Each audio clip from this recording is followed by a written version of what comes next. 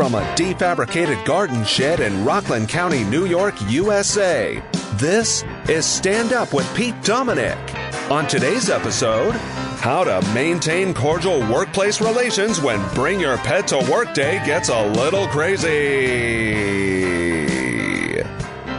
And now, the podcast host who is the most responsible pet owner this side of the Tiger King, Pete Dominick! Yes, I'm not sure what that says for me, Pete Co. I mean, I don't think the Tiger King was the most responsible pet owner. I think that's what you're trying to say. Who has a tiger, by the way? Who are these people, besides the ones that we know of? And Pete Co., your fault for bringing your pet snake to work, buddy. I mean, don't blame that on anybody but yourself. Hello and welcome to today's show. Got a very special one for you. Ooh, do we have a great, informative, thoughtful discussion today, because former firearms executive and author of Gunfight, Ryan Busse, reached out to me last week and said, I'd love to come on with Eric Segall. I think we could have a very good conversation about the history of and the future of gun rights in America as they pertain to the Supreme Court decisions, what has happened and what is coming up. So reached out to Segall, got Ryan Busse. We sat down and talked about it, and it was an awesome conversation that you are going to love. I learned so much from this.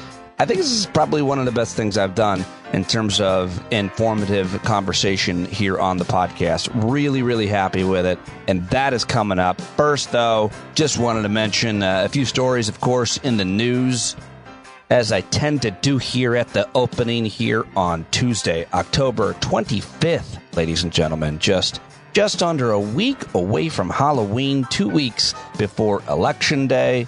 I hope you are doing whatever you can to turn out the vote for the people you are supporting in your town and your district and state. A new NBC poll, speaking of the news, is finding sky-high interest in polarization ahead of midterms. 80% of Americans believe that their opposing political party poses a threat that, if not stopped, will destroy America. So interesting, isn't it? I've really been thinking a lot about that. What is it that the left will do to destroy America? Is it real? Are we on the left? Are we progressives really going to destroy America with our policies? This is so hard for me because the things that the right accuses the left of believing in or wanting to do, I've never felt are true of what we want to do. And yet I feel like so often the things that we are accusing them of wanting to do, they're like, yeah, that's exactly what we want to do. I mean, I don't know. That's, I guess, where I get hung up. I'd like to talk more about what those views are. Interesting nonetheless. And of course, that polling is really disconcerting. Speaking of horror, the 3 people are dead, including the gunman, after a shooting at a St. Louis high school Monday morning, sent multiple people to hospitals. Chaos unfolding just after 9 a.m. when authorities learned a shooter with a long gun was inside the Central Visual and Performing Arts High School. They had locked doors, they had apparently metal detectors, and they had armed guards inside, which debunks yet another talking point from the gun people, which is that that's all you need. That's the best we can do, because that's what they had, and it still didn't prevent this horror. So thought that was obviously worth mentioning. Yesterday, Merrick Garland, the Justice Department, announced that they would be having a press conference at 1:30, and we were all like, what are they going to do? What are they going to do? And I was like glued to the TV, and I actually even moved something to see what this announcement was going to be. But it was just that the Chinese are spying on us. The Justice Department charged 13 individuals who tried unlawfully to exert influence on the United States for the People's Republic of China. That's what they announced. I was like, really? That's the announcement? Also yesterday, big news coming out of the United Kingdom. Former finance minister Rishi Sunak, I think I'm saying his name right, won the race to be Britain's next prime minister yesterday. He is the first Asian son of Indian immigrants to assume the role, and the third leader in 7 weeks of a control country roiled by political and economic chaos, and apparently got a net worth more than the Queen did when she died. I guess he's married to the heir of a giant tech company or something like that. But anyway, you also have the first prime minister of Italy being a woman. And I thought, I mean, listen, just because you're the first woman in Italy who's if your ideas aren't good for women, I'm just not celebrating this first. It just means to me that men are using women to perpetuate patriarchy and attitudes and policies that aren't good for women. And I feel the same way about the first prime minister of color in the United Kingdom. If his ideas make life for people of color harder, then I'm just not celebrating that. Is that wrong? Should I allow for more nuance? Am I not being compassionate or politically correct? I don't know. Well, that's what I think, at least, and open to hearing what you think about that. And the only other story I wanted to mention and talk with you about, maybe Thursday night at the Hangout or with guests this week, is more than 24 progressive House members are now calling on President Biden in a letter to shift course on his Ukraine strategy and pursue, quote, direct diplomacy with Russia to bring the months-long conflict to an end. In this letter sent to President Biden yesterday, the group of 30 Democrats praised Biden's efforts up to now at supporting Ukraine while avoiding direct U.S. involvement on the ground. But they suggest a more forceful attempt at bringing the war to an end through diplomacy is now necessary to prevent a long and slogging conflict. And, oh, man, the outrage from Bill B. in D.C. to Dave Rothkopf to Tom Nichols to so many others about that was very interesting and came fast and hard that those progressives are wrong. And I agree with the critics of these liberals who wrote this letter. I don't understand how it's the U.S.'s job to negotiate with Russia. How is that our fight? Lots of more questions and conversation, I'm sure, about that this week and what that all means. And finally, in personal-ish news, this was weird. Yesterday, I interviewed Carla Hernandez, who is running for lieutenant governor with Charlie Crist. And last night, Charlie Crist debated Ron DeSantis. Did you see it? Did you watch any of it? It's pretty interesting, and I thought Charlie Crist did a really good job. But on the before the debate, on the way in, there were DeSantis supporters, and there were, of course, Charlie Crist supporters. And I was told by one of the people on the campaign, texted me a video saying that they were chanting refried beans at Carla Hernandez, which, of course, would be a pretty racist thing to do. And so I tweeted that out as they asked me to. They're like, did you see this? You should share this with people. And they completely hoodwinked me, or they were totally wrong, and they heard something that didn't happen. When listening to the video later on, DeSantis's communications person actually corrected me on Twitter, and now I'm being absolutely buried by fascists and DeSantis supporters because I deleted my tweet and I wrote, I was wrong. That's not what they were chanting. They were chanting, keep Florida free, not refried beans. So I got completely screwed, or I screwed myself. In the end, it's my responsibility because I trusted one source. I put it out there at like 7 o'clock, and it was up for 3 hours, and I'm agonizing over putting out disinformation about people who are supporting Ron DeSantis. Listen, I never want to be that guy.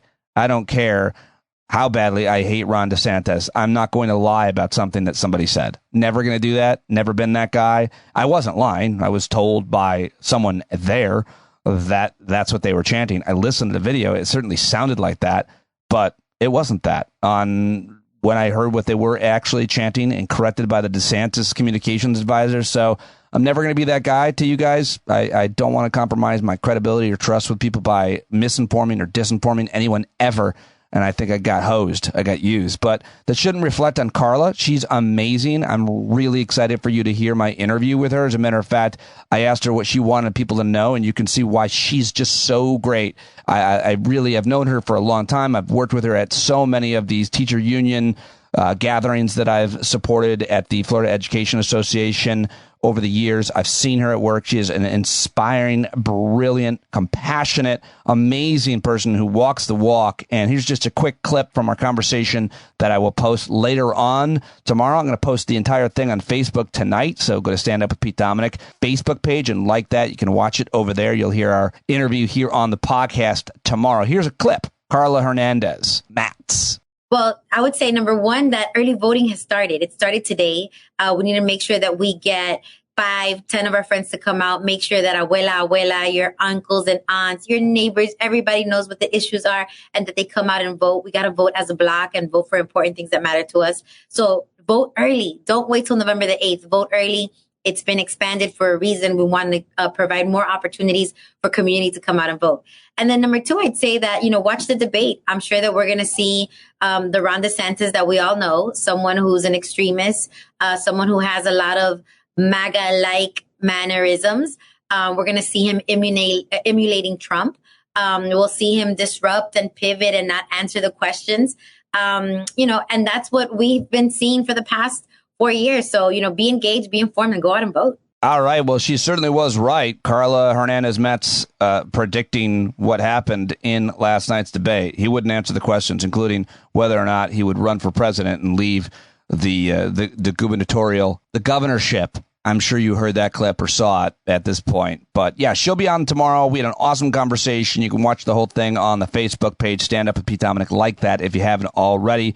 And go tell all your friends to vote for Charlie Crist and Carla Hernandez in Florida and vote now. All right. Well, now it's time to get to my guests on today's show. I think you're going to love this conversation with Ryan Busse and Eric Segall. Ryan, of course, a former firearms executive, helped build one of the world's most iconic gun companies, nominated multiple times with his industry colleagues for prestigious awards, and then decided to blow the whistle on the whole thing and wrote a book all about it. It's called Gunfight, My Battle Against the Industry That Radicalized America. And he's been on the show a few times already. You've seen him on The Daily Show and so many others. And of course, everybody knows Eric Segall, constitutional law professor from Georgia State University, who wrote Originalism as Faith and Supreme Myths. And you can listen to his podcast, Supreme Myths, as well. Both of them on Twitter at @EatSpinSegall, at Ryan Busse. You are going to love this, so let's do it right now. Oh, and before I press play, I got to tell you, I can't do it without your subscription. Thank you to the new subscribers. Thank you to those who have edited their pledge up. Please go to standupwithpete.com, patreon.com/Pete Dominic, either one. Subscribe now if you haven't. Podcast is technically free, but it's very expensive to produce. Can't do it without you. So sign up now. All right, now let's go. Oh, this is cool. This is very cool. There they are. Ryan Busse, Eric Segall, both joining me. Thank you both for joining me. And Ryan, this was your idea. Why? Well, okay, a couple things. Sort of a dream come true for me, because for so many years I would drive to work at a firearms company, which is where I worked for 25 years. And on the way there for many of these years, I was listening to Pete on your Sirius show. And I would always hope on the way there, I would hear this super smart, constitutional law professor named Eric Segall. And so I came to know him. I feel like this is, like I'm bumping into a famous athlete that I followed my whole life. So here we are.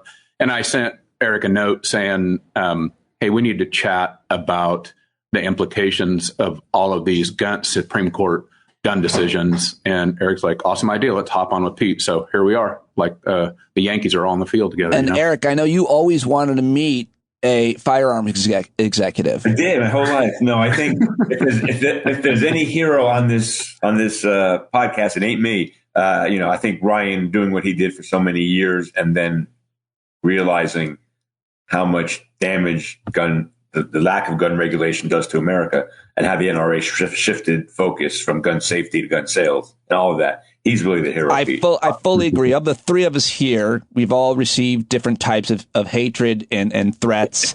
And Ryan is by far the biggest target. And he also lives in Montana. So I hope that you have a moat around your home is all I'm saying.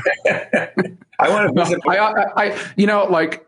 My superpower is when I get this hate, like it's like reverse kryptonite. Like I love it, mostly because I take so much solace in the number of 4-letter words and the misspellings in the hate that I get, that I'm just like, it just makes me laugh. You didn't hear him, but Segall invited himself over, and you've invited me over. What about, could our families both come visit you in Montana? Would the moat protect all of us?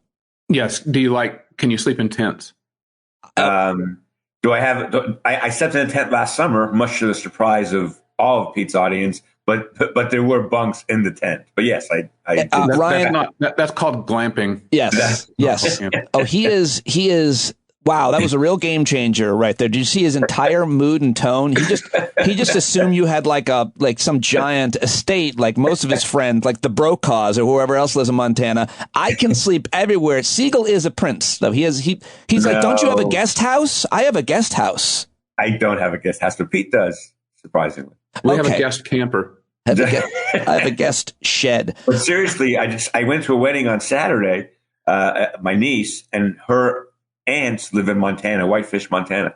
And we were talking about it. And Lynn and I were in Canada last summer, not far from there. And boy, is that a beautiful part of the world. Yeah. Well, you're both welcome anytime. Okay, so let's get to the meat of what we're going to talk about. This is a really interesting, often Segall has been on the show and someone will chime in and say what he's talking about, the decision that he's talking about, the Supreme Court decision, it actually affects me in real life, and it's a little bit different, or he didn't talk about this part of it or that part. I mean, you two on together is really interesting to talk about what the Supreme Court's decisions on all things surrounding guns means in real life. And so let's get into it. And I think the best way to start, Eric, is to give us a little history, and Ryan, jump in any time to point out how any of these decisions or moments or questions you have. I'm just going to kind of sit back and you guys can take it away. But Segall, how far back do you want to go? Are we doing muskets? Are we doing the Second Amendment? I want to go as far back as the simple plain text of the United States Constitution.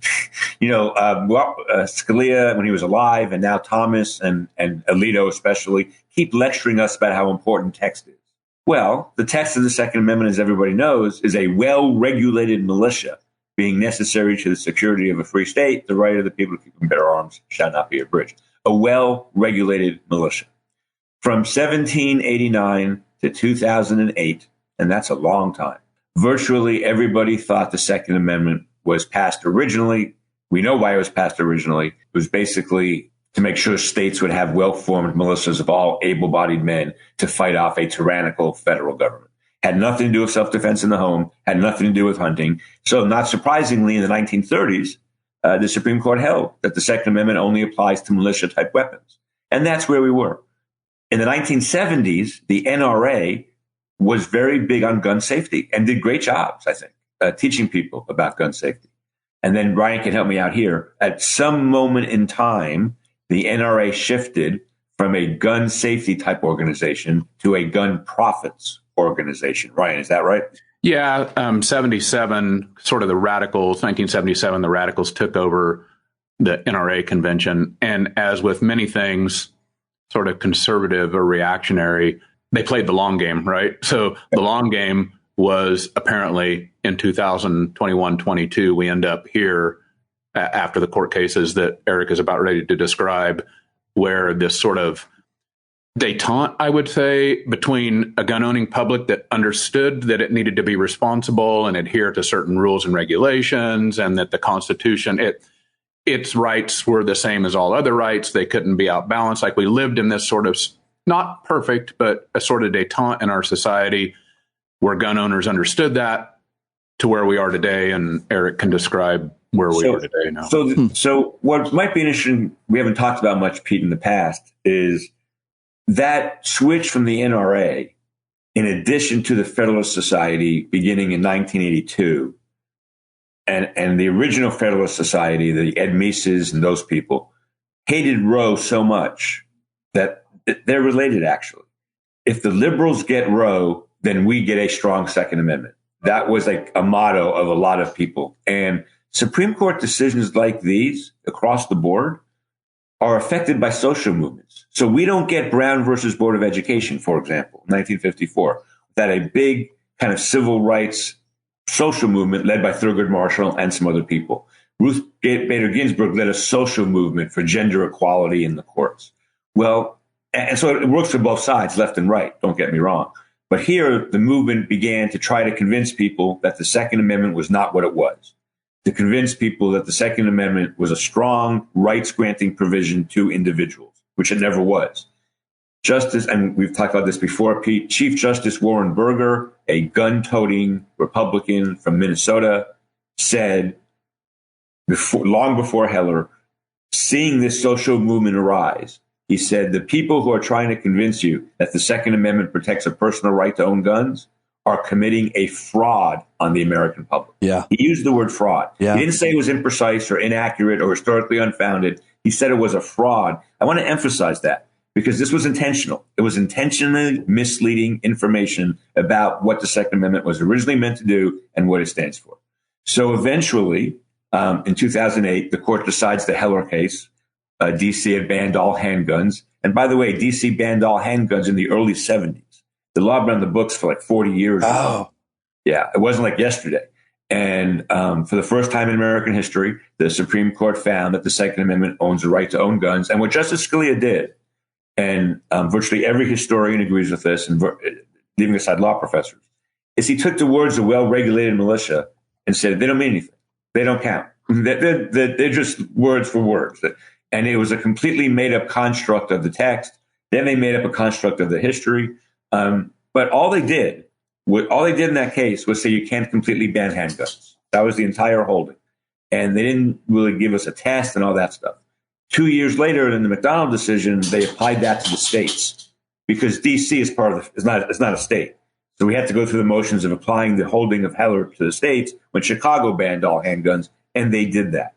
And then we stopped, Pete. In 2010, we stopped. And states were inundated with lawsuits about gun laws. Most courts upheld those laws, where there was a limit on the amount of guns you can, all kinds of different ways to limit gun rights. And the Supreme Court denied cert, with Justice Thomas and Scalia consistently whining about it in dissents. Saying we should hear this. And it should be noted, two things here. First, Scalia, who was the famous textualist, originalist, ignored half of the text and then didn't use anything original and basically said you have the right to own a handgun for self-defense. And, oh, by the way, interesting in Heller, here's all the ways you can still infringe on the Second Amendment, right? But part of his decision goes on to, and it kind of says, yes, but this doesn't mean you can't still regulate guns in, sensitive places and all these sorts of things. So it set up this, as Eric's describing, this sort of free-for-all across the states, like, oh, crap, what does this mean? These laws bubble up. And as he noted, most judges looked at that part of the Scalia's decision and said, well, he says you can still regulate stuff, so we're still going to regulate stuff. And Ryan, let's be clear about this. It's a long paragraph that says nothing in this opinion should cast doubt on longstanding regulations about regulating guns in sensitive places, in government buildings, how to permit guns, licensing guns. So the whole now we now know something which, Pete, I had guessed on your show 10 years ago, but now we know it's been confirmed. That paragraph was only in there because Justice Kennedy said, put that paragraph in or I don't sign the opinion. Oh, wow. Which is how Supreme Court decisions often get written. Right, right. So literally what happened, so I want to just remind your audience, Pete and Ryan, what I always say, quoting Judge Posner, if changing judges changes law, do we even know what law is? If changing judges changes law, do we know what law is? Once the court became a Barrett, Kavanaugh, Gorsuch, Thomas, Alito, Roberts court, then from 2010 to last term, basically like 80% of gun laws were upheld in the lower courts. Maybe 90% were upheld in lower courts. Now in June of last year, the court issues this new decision, this Bruin decision, where Justice Thomas gets to basically own the libs and discards the last 10 years of litigation and says we have a test for the Second Amendment. And it is a test that ignores all of the rest of constitutional law. In 1989, Aaron Chemerinsky wrote an article in the Harvard Law Review. Aaron Chemerinsky is one of the most famous law professors in the country, where he said constitutional law is always about balancing. It's the individual's right against the government's asserted interest. Always. Every case. They don't talk about it that way, but that's what it is. Can Congress regulate Twitter and Facebook in a way that might violate the First Amendment rights? Well, we balance the free speech interests of Twitter and Facebook against the government interests at stake. That's what we do. That's how con law works. In Bruin, the court said, no balancing. Here's the test. Right. If your conduct is covered by the text of the Second Amendment, then the government has the burden of proof to show that the law being challenged has been one that is similar to a law that has been on the books for a long time, traditional firearms regulation. Well, the Bruen decision, we'll talk. That's the decision that was just made last term. But before we get to that, and we really have to, I was wondering, thinking as Ryan's hearing you talk about Heller, what happened in the industry, the gun manufacturing industry during that time? Like, what was it like having drinks with your pals and talking about these decisions and what it meant for you to be able to sell more firearms? And was there another decision? And was there lobbying? What kind of efforts were there to support places like the Federalist Society and others who would get these cases to the Supreme Court? What was that like during those decisions, Ryan? Well, a few things here, and I assert in my book that most of the radicalization that we now experience on the political right has its roots in the firearms world. And so not much of what we experience now, I didn't experience 15 or 18 years ago in the industry. And there's some very interesting things about Heller that sort of foretell where we are now. First, the NRA did not want the Heller case to go to the Supreme Court.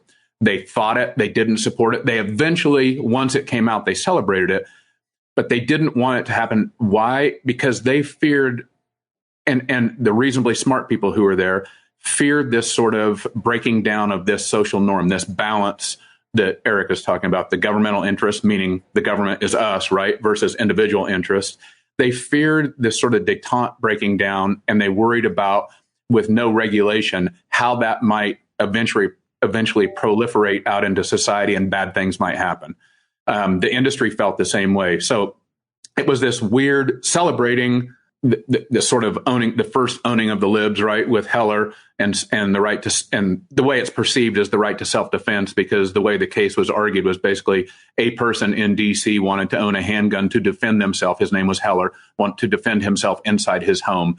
And the case Scalia found that he could own that handgun to defend himself in his home. So it was generally accepted as the case that upheld or established the right to self-defense. That was celebrated. And of course, Scalia was, lauded as a hero of the firearms industry and firearms ownership. But and I'm sorry, and real quick interrupt. To be clear, as is always the case, Scalia is a huge gun guy. Just like Kennedy was a huge gay rights guy, and Roberts was a huge anti-voting rights guy, and Ginsburg was a huge gender person. Scalia loved his guns. He hunted.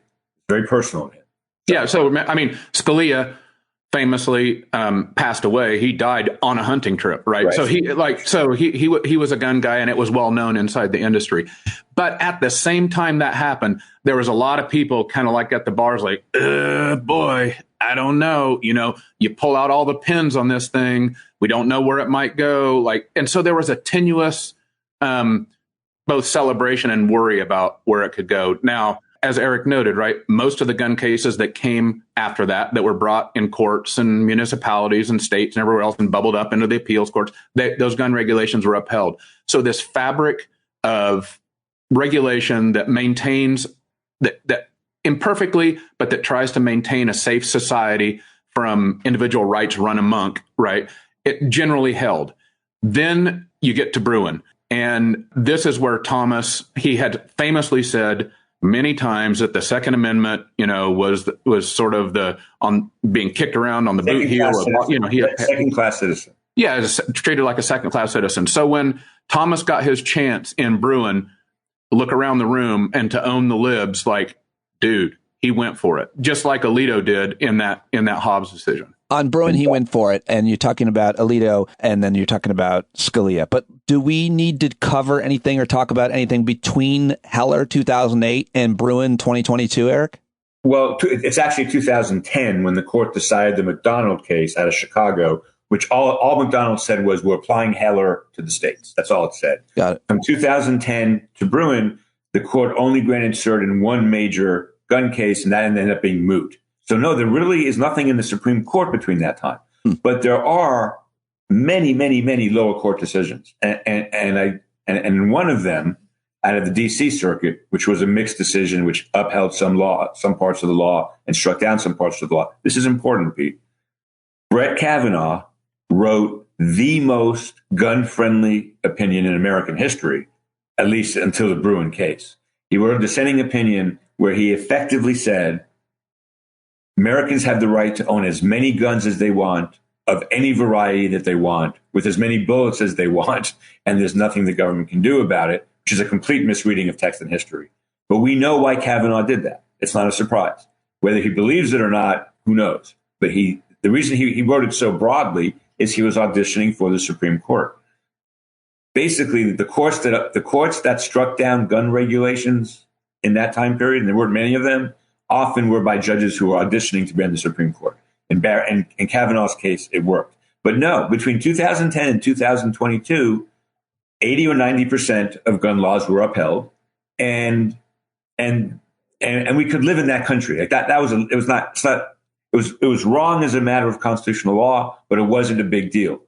Ryan is now pointing out, and he's right, this Bruen decision changes everything. Well, let's get to that. But I just quickly though, Pete, yeah. It's important to note that at the same time, so Eric takes you through the legal history. At the same time, the way the country was changing was that prior to 2007 and Barack Obama leading in the polls and the NRA cranking up the fear and radicalization machine, which really clicks into place in 2007 and 8. Prior to that, the United States had never consumed more than 7 million new firearms in a single year. It sounds like a lot, but had never happened. Gun sales were relatively flat, somewhat stagnant, going back, many decades before that. Starting in 2007, the graph tipped straight up. By the time Barack Obama left office, the United States was consuming more than 16.5 million new guns every year. So it more than doubled. And then in 2020, the most tumultuous year that any of us can remember, George Floyd, COVID, lockdowns, BLM, protests, counter-protests, National Guard, people, shot in the streets, Portland. I could go on and on and on here, culminating with January 6, 2021. In that 12-month period, the United States consumed 23 million guns. And so it went from 7 million to 23 million in a single year in less than 15 years. I mean, that's insane and terrifying. But I'm more upset than anything else that you're choosing to use the word consume than purchase. Are we eating them? No, they're not consumables, right? They're durable goods, and they don't. The thing is, they don't wear out. Washing machines wear out way faster than guns do. And so these guns are all in society. And I guess my point here is, certainly for a responsible gun owner like me, is the fabric of regulation and norms in the country becomes ever more important when you go from a country that has 150 million guns in it to one that now has 410 million guns. There's 286 million registered vehicles in the United States. 286 million. There's 410 million guns. Well, there's right? 330 those are only guns we know about, first of all. And so regulation, super important. And at the same time, all of that is happening in that 15 years, 4 words become very, very important to so many radicalized, both political people and gun people on the right. And those 4 words are shall not be infringed, right?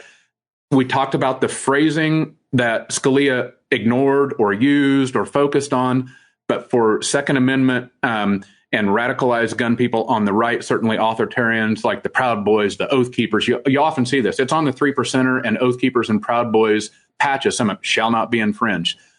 They literally believe that no infringement can impact any gun law. So, like you talk about Kavanaugh's decision. I mean, these people believe that 15-year-olds should be able to own, fully auto howitzers all the time, and so that bubbles up in society, and then we get to Bruen.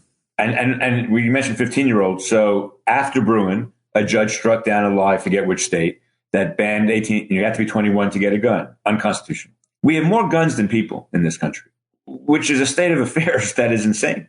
There's ever been a civilization? I don't know. That seems insane to me. So, but Pete, the Bruen decision, what Thomas said in that case, and lower courts are stuck with, is the reason I brought up Chemerinsky and constitutional laws about balancing is because between Heller and Bruen, what judges did, whether they did it overtly or secretly, was what you and I would do if we were good faith judges acting under a Supreme Court regime we didn't like, which is we would balance the right being asserted, how important is this particular gun right, against society's interest in making sure we're safe. So there was no question before Bruen, no question, that guns could be banned in schools, camps, hospitals, government buildings. No question. which obviously makes sense, right? What country wouldn't ban guns in sensitive places? But after Bruin, in New York, a judge said, nope, that's no longer good law. Now you can have guns in subways and stadiums and schools and camps and et cetera. Bruin changed all of that. The one place you couldn't, that they note, courthouses. Right, of course. Yeah, that's always the case. But I cannot explain how much of an outlier Bruin is. We'll get to the practical stuff in a minute with Ryan. I want to make this point. For 50 years, conservatives said Roe was an outlier Supreme Court decision, that it was the worst decision ever, that it was based on nothing, that the right to terminate pregnancy was not in the Constitution, and blah, blah, blah. For 50 years. And I used to, and Pete, you know, I've said on your show before, I thought Roe was wrongly decided. But it's not an outlier decision. It is a decision like all other Supreme Court decisions. It balanced various things, the rights of the state to protect the fetus against the woman's right and blah, blah, blah. In Bruin, the court shoves away 200 years of constitutional analysis in free speech cases, religion cases, abortion cases, all kinds of cases, and says, no more balancing. It doesn't matter what the government's this is the amazing thing. It doesn't matter what the government's current interest is, no matter how strong it is. It doesn't matter. What the government has to show is this kind of law has been regulating firearms since 1789. And last thing, Ryan, go. So these AK-47s and other weapons that are really weapons of mass destruction weren't around in 1789. So we couldn't have regulations on them because they weren't around. But under the Bruin test, that means they can't be regulated. And that's freaking insane. Ryan? So what I think, and one of the reasons I reached out to Eric, to the good Professor Dr. Eric Segall, is because I Officer, think Colonel. This is one of those decisions that is going to impact the American public in ways and in quantities that they have no conception how big this is going to be. And let me give you a really good example. The way that many crimes, gun crimes and murders and everything else have been solved for many decades is when a crime happens, the police, they get the gun that the crime was committed with. On that gun, per federal law, is a serial number. And it's one of the most egregious gun crimes for you to carry or carry a gun without a serial number or to remove a serial number from a gun. It's regulated in 1934 National Firearms Act. But guess what just happened? A judge in West Virginia struck down that federal requirement. Why? Because muskets in 1789 did not have serial numbers on them. And so if this sticks, this means that serial numbers possibly could not be required on guns. And when when gun crime happens, there's no way to trace the gun and figure out how all this happened. That is one of about 100 different things that are bubbling up in the courts right now. I mean, Professor Segall mentioned what is commonly referred to as assault rifles, AR-15s, AK-47s, this kind of offensive military gun. Well, offensive military guns were not regulated in 1789. Why? Because a musket was a hunting gun, was a military gun. They were all military guns because there was only really one type of gun. It was a musket. And so those weren't regulated in 1789. And if you're starting to get worried about what might or what might not be regulated, especially with all these Trump judges out there where this is going to boil up, I think you're right to be very effing worried about what's going to happen. Ryan, one thing about the history on this. I am not an expert on this, but I know a fair amount about it. In fact, guns were regulated in Boston and Philadelphia and New York in 1795. There were laws in Boston you couldn't bring a musket into a restaurant or a saloon, I think it was what it was called. The really sad thing, Pete, is even with an historical, we don't even do the history right. In other words, even if history should be the test, which obviously it shouldn't be, but even if there's a historian at Cornell named Saul Cornell. I'm sorry. There's a historian at Fordham named Saul Cornell. Saul is the leading historian, I think, or one of them on Second Amendment rights in this country. And Saul has made out time after time after time how, as a matter of history and tradition, the things that Thomas was talking about, as a matter of history and tradition, firearms have been regulated forever. And here's the really interesting thing. So in Heller, and since Heller, the new rule is Which guns are covered by the Second Amendment? Guns that are, quote, in common use.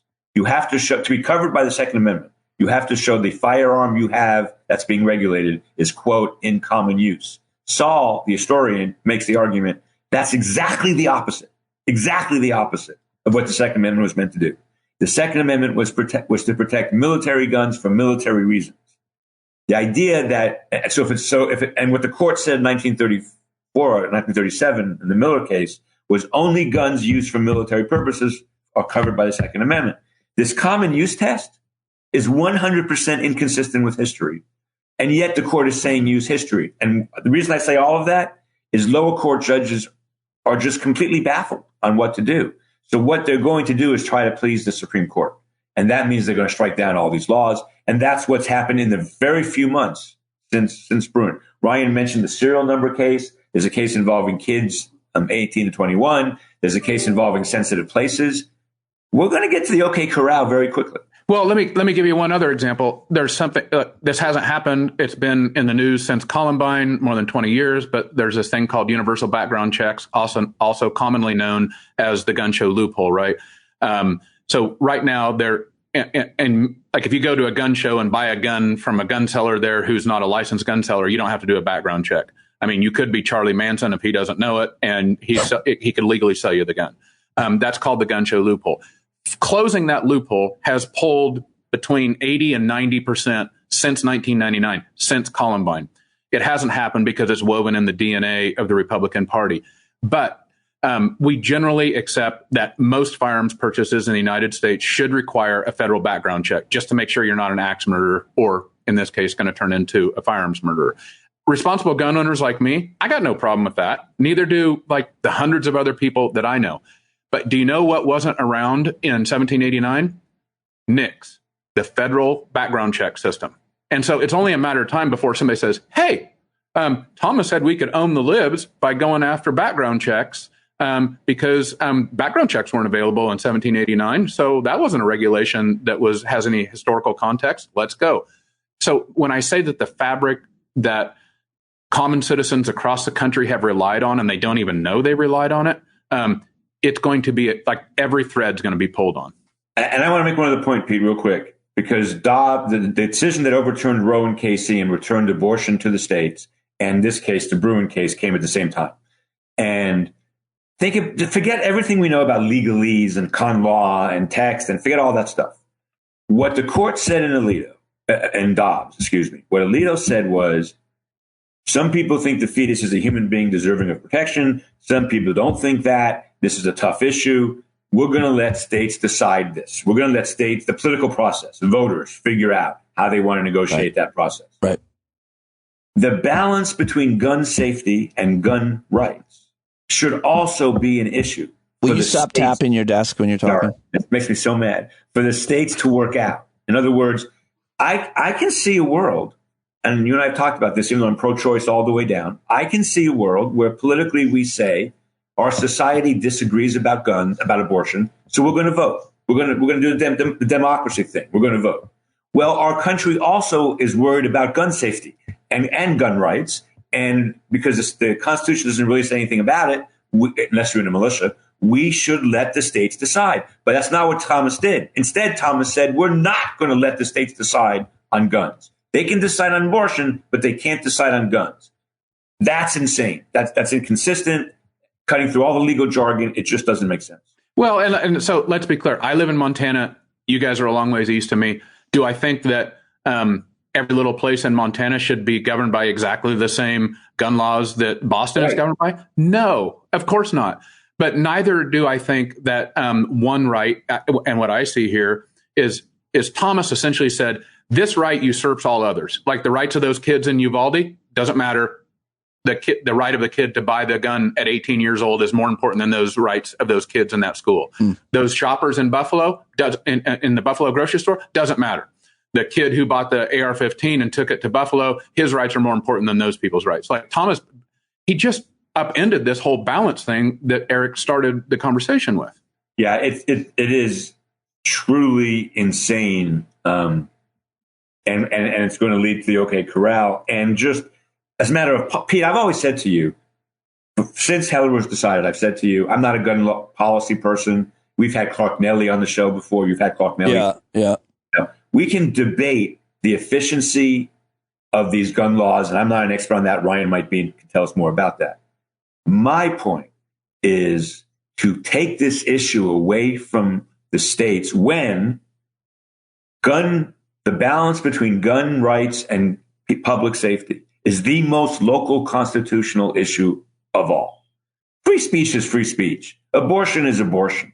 But what Montana needs to be safe in terms of gun laws is completely different than what New York City needs to be safe from gun laws, which is extremely different from what Atlanta needs to be safe from gun and all that stuff. This should not be a national rule. And I want to be one more thing. There's a Fourth Circuit judge named Judge Wilkinson, Republican, probably owns guns. I don't know if he does, but probably owns guns. Very famous judge, came of age before the Federalist Society. He came of age in the 1970s. And 3 months after Heller was decided, he wrote a law review article criticizing the Supreme Court, which is very unusual for a sitting federal court judge, lower court judge. He wrote a law review article saying Heller and Roe are exactly the same thing. Neither one is covered by the Constitution. Both have local perspectives. We should let the people vote and decide on these issues. I almost want to allow all gun laws and guns just so I don't have to hear you tapping that table anymore. Maybe I'm the only one who's annoyed by it. I'm so sorry. I have a question for Eric, and I wonder, do you think, is it your guess that Thomas, kind of in a fit of rage, as he said, or as he's reported, said, liberals have been making my life hell for 30 years, and now I'm going to make their lives hell. Do you think that he just sort of pulled the pin and rolled it into the room and said, well, here you go, democracy, see how you like this? Does he have any idea what this is going to do to our legal system, or is it naive and just in a fit of rage? What's your guess about what's going on? First of all, Ryan, it's a great question. First of all, it's not just Thomas. Remember, Kavanaugh threatened, hell on the Democrats or something because he went through on the confirmation. So I listened to a podcast called the Dan Le Batard podcast, and it's mostly about sports, but it's also satire, and they do a lot of news. And they have this segment called Reckless Speculation, where they don't really have the data to say what they're going to say, but they're going to say it anyway because they think it might be true. So here's some reckless. I don't know what drove Roberts and Barrett and Gorsuch to sign this terrible opinion. I just don't know. I think Thomas probably understands that the more guns there are in America, the stronger the conservatives will be. And that if, in fact, there comes a time when there needs to be some kind of violence to make sure some political figure wins, that the more guns, the better. I also think that Thomas has a lot of emotional angst about the liberals from his confirmation process and afterwards. Well, and anything he can do to make liberal academics uncomfortable, he's going to do as a personal matter. That sounds responsible and thoughtful. But before and you have to go in a minute. And so I just want to ask what you keep saying the OK Corral. It's going to be, I think you need to update that to something like guns in schools and at the grocery store and everywhere else is encouraged at your religious sanctuary. Anything goes. But Ryan, Eric, at the end of this next term, so June 2023, is there any speculation about how America looks differently in terms of gun laws than today? I don't know how fast it's going to happen. Eric could comment how fast it's going to get to the Supreme Court, but he mentioned essentially you had 2008 and 2010. You had two gun cases that established our old reality up to 2022. So you got a 12-year period there, right, where basically nothing happened. I assure you, you will not have 12 years without the Supreme Court taking more gun cases now. You may not even have single years with it because you have to sort out what is common use, what is a sensitive place, what is, what are these historic precedents? How do does it apply to serial numbers or not? Like the courts are wringing their hands over this. Attorneys general are wringing their hands over this, and states all across the country, because there's dozens, if not hundreds, of these challenges coming, and we've got a lot of sorting out to do. Ryan that was well said, Ryan. I think it's exactly right. I just want to, again, get away from the legalese here. The year is 2022 in America, and we have these kind of weapons that can cause massive havoc on thousands of people in a short period of time. In any sane society that believes in gun rights, because there could be sane societies that don't believe in gun rights, but assuming we believe in gun rights, we would say, let's look at the law. What is it trying to accomplish? Why do we have this law? And how much of a burden is it on the right of people to own guns? So saying you can't bring your gun to Yankee Stadium during the playoffs, by the way, they're down 2-0. Yay. Hate the fucking Yankees. Wow. Almost as much as the fucking Celtics. Wow. Wow. Sorry. And more than the fucking Cowboys. All right. Anyway. But yet you still don't think there should be guns in any of those stadiums, even though you hate the teams. Well, Yankee Stadium, maybe. No. No, seriously. Yeah, let's assume that New York says no guns in sports arenas. Okay. Madison Square Garden, Yankee Stadium, Citi Field, so on. The question would be, how much is that of a burden? You can't bring your gun to Yankee Stadium against the public safety and not having guns in a 50,000 person stadium that's not easy to exit and where a lot of people could die quickly. Well, do you really think there would be violence at a sporting event in the stands? That's fine. Gosh, I could never envision that at a Yankees game. All those nice, polite fans. Nothing. They barely say a 4-letter word there. Right. Throw out everything you know about constitutional law. A sane society would say, how important is this right to the people going to the game? And how important is it to the state to make sure there's not a mass shooting at the game? That's how it used to be. That was the analysis until June of 2022. Now the analysis is, were there regulations like this in 1789? Which is, of course, a stupid question because there were no Yankee Stadiums. And there was nothing like Yankee Stadium in 1789. So what Ryan said is exactly right. The amount of litigation in the lower courts is going to explode. It's just going to explode. People are going to die. More people are going to die. I'm pretty sure of that.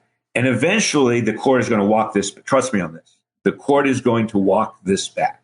But it may take 3 years, 5 years, 10 years. And in that time, when I say the OK Corral, Pete, what I really mean is, when I say the OK Corral, I'm talking about a world where people can own guns and do anything they want with them, including killing other people at pretty much any time they want to.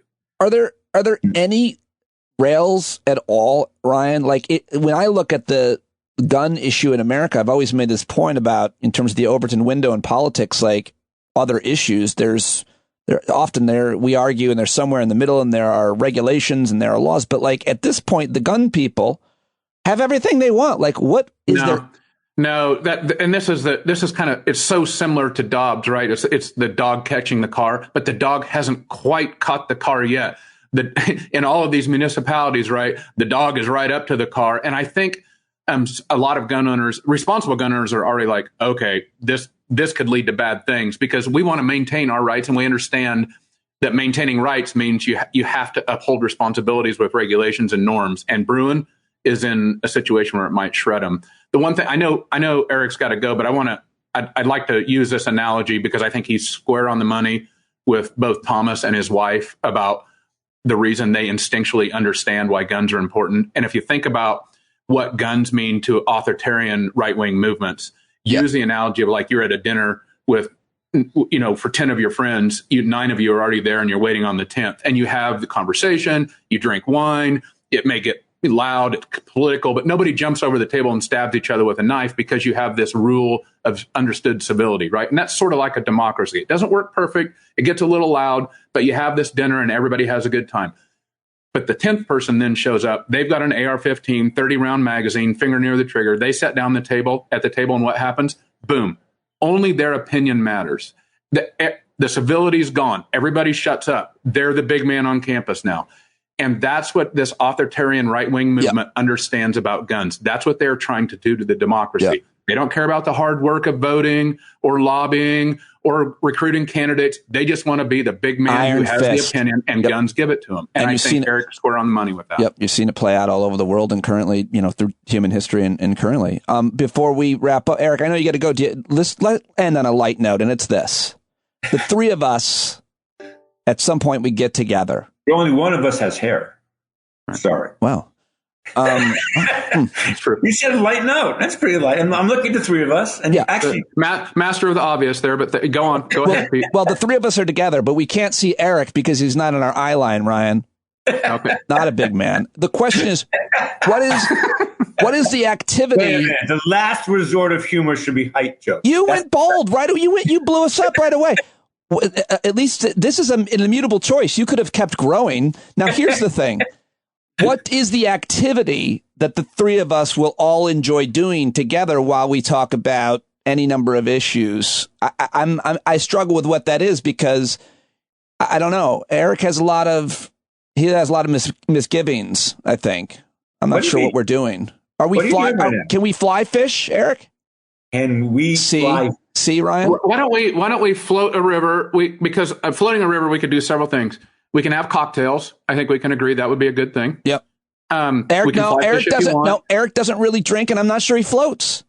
Okay, so he can row. You and I can drink or fish, and then when we get to the end, we can glamp. We can have what Eric calls a tent, and we can have it'll be a structure with heat and water and everything. Hold on, enough of this. Hold on a second. Okay. I want to be clear that just a few months ago, I was in the middle of fucking nowhere somewhere in North Canada on a kayak with nothing. But you had a driver. But well, it's true. Lynn did most of the rowing. That's a different conversation. She's 10 years younger than I am. The great outdoor. Let's cut right to the chase. This is the deal, Ryan. I would love to be with you and Pete in some kind of rural environment where we can do things that Eric from New York doesn't normally do. Yeah. I know exactly where that place is, and if we did this, then my wife would be even more indebted to me than she already is, and it would make my marriage for life. I keep telling Pete we need an invitation to Kevin Costner's ranch. Oh, all right. Okay, listen. I'll email it to you by this afternoon. We can fly fish. We can play badminton. We can do whatever you do at Kevin Costner's ranch. Well, at this point, Ryan has got more ins with famous people than I do, so I think he's going to be the one that's going to get us that invitation. Sorry, I do have to go, but I want to say one last thing about this whole gun thing. For Justice Thomas and Kavanaugh and Alito, and maybe Barrett, they don't care about the practical consequences of what they've just done. It really is about owning the libs. And I'm being really serious about this. This is such an incredibly important issue. Can you say, you both have said that phrase a lot. Can you say a different phrase than owning the libs? Seriously. That's but this is a social movement response to what the right perceived of for 50 years. I'm telling you, the abortion thing is wrapped up in this. We would not have had this gun movement without Roe versus Wade, I don't think. And my last point is the Supreme Court shouldn't be playing games with the American people because they want to own the libs. Ryan, that is like the worst thing, or own the conservatives. Either way, it's just so dangerous and painful to watch. And that's what they're doing. It's so interwoven in guns, gun sales, gun politics. I literally just tweeted out a picture of a new 30-round magazine that you can buy that has a picture of Trump saying, Trump 2024, fuck your feelings. This is a high-capacity magazine, right? The responsible gun owners ain't cool with that. And that is solely a own the libs sort of thing. And you can buy piles, truckloads, containerfuls of these sorts of things, many of them with Bible verses on them. Yeah. It's 100% about owning the libs. And I wish there was a different, more apt phrase, but this is the governing sort of philosophy, first in the Republican Party, certainly in the firearms industry, and now, sadly, in the Supreme Court. And Pete, by owning the libs, Ryan is talking about it as a political thing. What I'm telling you is that Thomas and Alito and Barrett, this is their way of getting back at the libs because of Roe. That's what this is. Do you not think it has something to do with their twisted view of religion? And no. I mean, Barrett had it. They do have an incredibly twisted view of religion, but I don't think that's what's going on here. I think it is. They're doing God's will. No, I think this is there's two parts of it. One is the part Ryan explained better than I could about just owning the libs kind of in the common streets and in the stores. But as a matter of constitutional interpretation, this is the payback for Roe. It is. And And we wouldn't have had an academic Second Amendment movement in the 1980s if we hadn't had Roe. And it's just their view is, you kill fetuses, then we get to have guns. And it's just the wrong way for a society to govern itself. That's a tough compromise to make. Gentlemen, I don't think this went that well. You don't have to air it. I don't think this was great. I don't think the audience heard enough from me. Well, let's let the audience decide that question. Audience, let us know.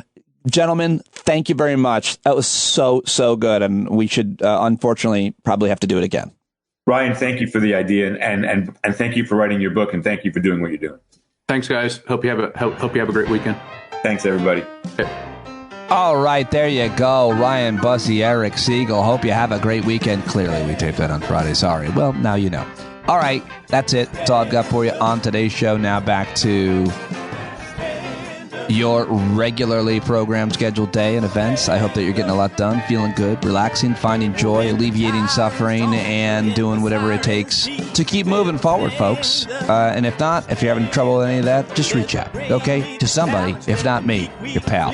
And anybody on Discord, if you are a subscriber, Discord's always happening, and you can hang out with us on Thursday nights. So subscribe now. Go to standupwithpete.com or patreon.com/Pete Dominic and subscribe now. One person that's often at our hangouts who we absolutely love is our friend John Carroll. Go to johncarroll.org. Go buy this song and all of the rest of his stuff. Subscribe to his newsletter, which I love getting, John, and support him there.